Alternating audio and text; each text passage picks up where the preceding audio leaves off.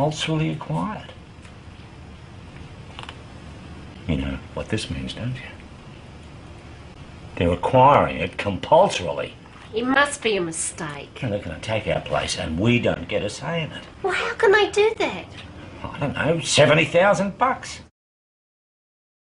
I'm not interested in compensation. I don't want to go. All right, Mr. Carrigan, I'll state this simply. There is an ironclad agreement between federal, state and local governments and the Airports Commission. Yeah? Well, where's the agreement with Daryl Kerrigan, 3 Highview Crescent, Coolaroo? Where's that agreement? What's this Dennis Denuto like, Daryl? Oh, he's a lawyer. This is about the law. He's got to know what he's doing.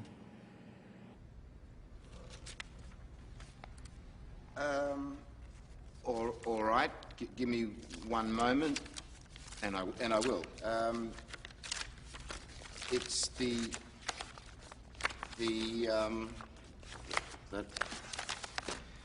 the Constitution of Australia.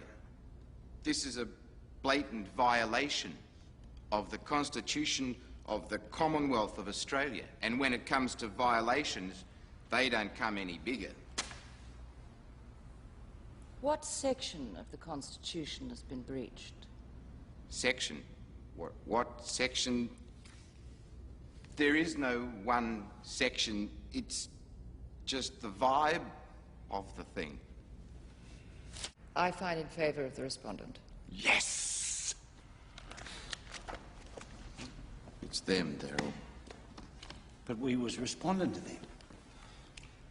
We lost, Daryl. I'm sorry. But we've been to the federal court. How much further can we take it? 3 weeks later, Mr. Hamill, Dad and Dennis went to the High Court in Canberra. Laurie asked Dennis to be his instructing solicitor.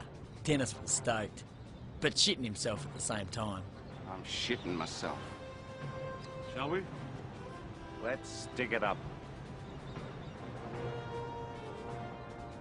And so Dad, or as he was called by the judge, Daryl John Kerrigan, sat in the High Court of Australia and put his case. Or at least Mr. Hamill did. Dennis was very helpful too. He was passing books around like a librarian. He even learnt Roman numerals especially for the trip. Paragraph 31. Thank you, Dennis. But Dad reckoned there was no doubt about it. From the moment he stood up, Mr. Hamill was the star of the show. Section 51, paragraph 31. Parliament shall have power to make laws with respect to the acquisition of property on just terms. Let's think about those words, on just terms, and how they relate to real people. Your Honour, my client built his home by the law, but does he have the protection of the law? How can the forcible removal of a family, a good family, from their home, have the blessing of our Constitution?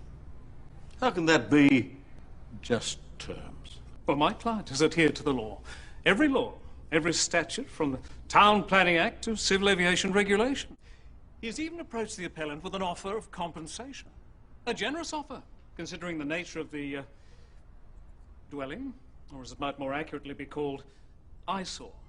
What are you calling an eyesore, Daryl? It's called a home, you dickhead.